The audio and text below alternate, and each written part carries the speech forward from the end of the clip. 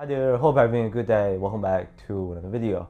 First of all, I'd like to appreciate your patience with me on some of these shoes I have yet to talk about. So today I thought we could just put these three Puma basketball shoes together and do a quick rundown of each model's performance based on my experience playing in them. Maybe a cross comparison and see if that helps. Also, my take on which one is the best. They signed Tyrese Halliburton at the start of the season. That I'm very excited to see more about.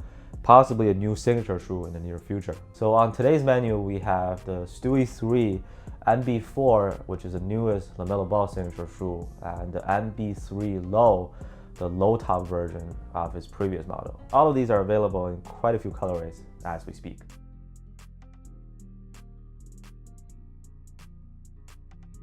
Retail price, these three happen to be in about the same range, 130, 125, 115, give or take.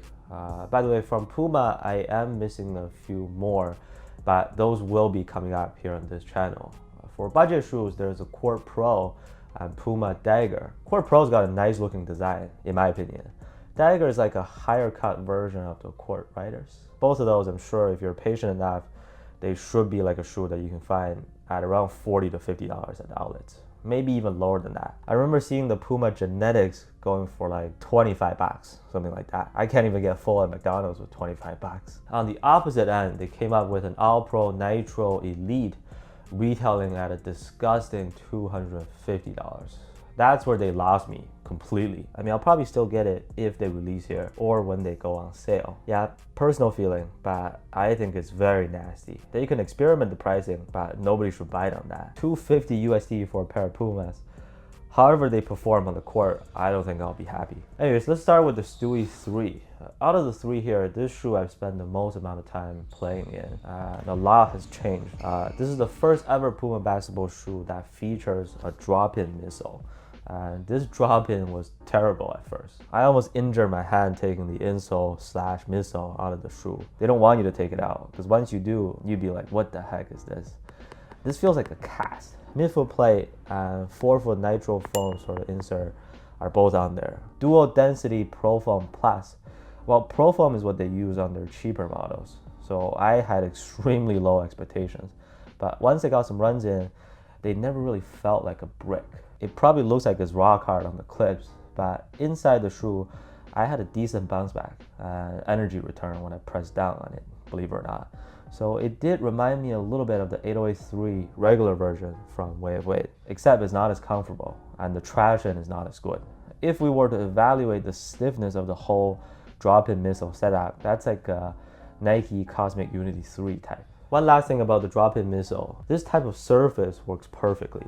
It's comfortable, prevents you from sliding, but with the floral pattern, they also don't stick to your socks like glue underneath, like some of the Way of Weight insoles do. So it's a nice blend of support and foam. Just take some time to get used to. Traction and durability, you should be fine. Very little squeak, but surprisingly effective still on a dusty court. There were instances where I felt a little bit shaky, but I didn't have any huge issues with the grip. They fit true to size. Just keep in mind that the shoes come in women's sizing, so you have to find your equivalent size, but they should always clarify on their site and box label if you buy them in store. The US 10.5 men's is the same as the US 12 in women's, just like Nike. They are a heavy shoe. My pair comes to over 500 grams for each shoe.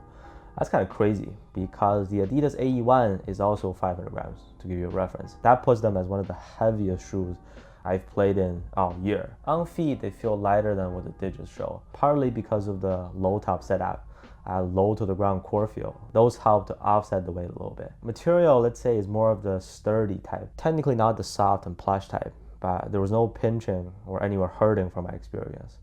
What else? Yeah, it is the third signature shoe of Breanna Stewart, who has just won a WNBA championship. Next up, let's shift over to their newest signature shoe. This was technically a line that put them on the map at first, but now I don't think it's just me. Here you have an even more exaggerated upper design. They call it a 5D printed upper. And these line patterns are supposed to be alien tentacles that wrap around the shoe. I just thought I might as well go crazy with this One Love colorway since there's already so much going on. A bright color, why not? Now the upper, it is a softer blend than before, and the material conforms to your movements pretty well, so we should give them credit for that. Cushion's not bad with their nitro foam, but they have never made any improvement in this regard since the first model. Traction was meh for me. One of the biggest problems of the MB line is dust pickup, and if you think they fixed it, well, I'm sorry to disappoint you. Performance wasn't consistent for me. Sometimes I'd be able to get to a hard stop. Other times I would slide out a little bit, and there's no squeak to the outsole. This pair I haven't used outdoors, so I can't comment too much on the durability, but based on previous experience, it should be alright. Just be prepared for a lot of dust trapped on the bottom there. Fit, it's narrow in the midfoot area, not ideal for wide feet. It's also kind of weird because there was some heel slippage, but the width almost shrinks moving towards the middle, and then toe box becomes about average. Lateral stability, not the best either. For a mid-cut shoe, the sidewalls aren't supportive enough. I almost wish they went back to the MB.01 upper. Here it's like they tried to soften it up, but it's still not that plush.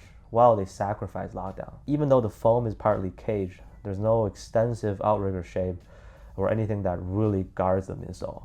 Breathability is also never a forte on this line. Average at best, let's put it that way. 475 grams for a size 10.5. On the heavier side once again, as expected. MB.01, impressive. MB.02, solid performer.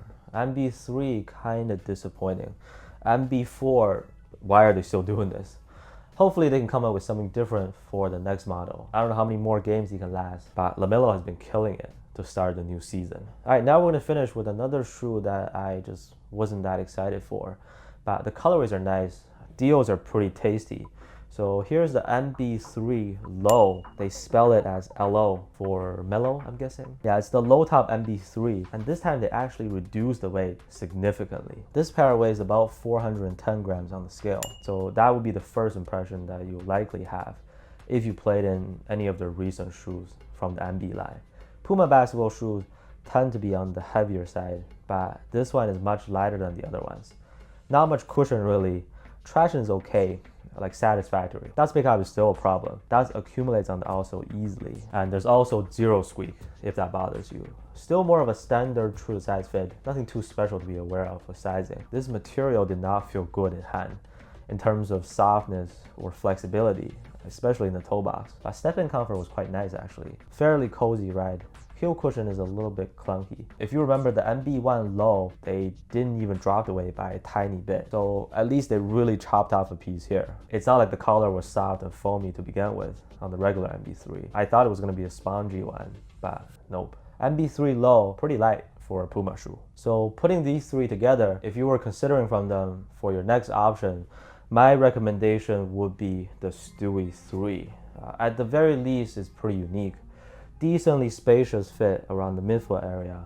Drop-in midsole feels bad in hand at first, but breaks in nicely on feet over time. Nothing wrong with the traction performance, durability, material and all that. Whereas the MB.04 and MB.03 Lo, regular MB.03 too from last year, I think they'll be great if you really dig the style. Otherwise, it's hard for me to think of any specific feature on those that is so good that you have to buy them. Nope. Unless it's a nasty sale. This is coming from me as someone who's had every single Puma basketball shoe. If they made a shoe, I'd do it, but they're honestly pulling away from me. My loyalty as a customer is almost gone, to a point where I'm more interested in their budget shoes. But comparing them to all the Puma basketball shoes that are available now, I still think their best performer is the All Pro Nitro in the translucent outsole. Only the translucent outsole. Solid rubber was significantly worse for me.